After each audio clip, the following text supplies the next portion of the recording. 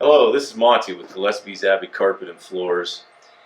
And one of the things that you can do to really make your new flooring and your paint and everything in your home pop and add a lot of design to a room is by adding new baseboards.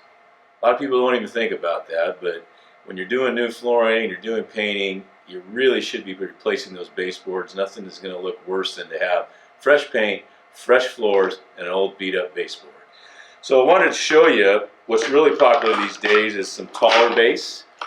Whether it has some contouring or not, what's becoming more and more popular is one with just a little beveled edge at the top, painted similar to the same colors that you're using on your door casings, window seats, and things like that.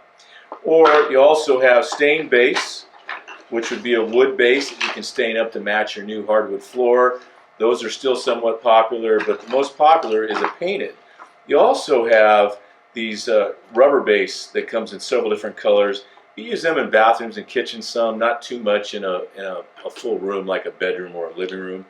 But just remember, when you're replacing your floors, you're getting that fresh paint put in, maybe a new piece of furniture or two, make sure you change those baseboards, because nothing is going to take away from that new design you've created than an old beat up unfinished piece of baseboard. Let us put in new fresh baseboards for you.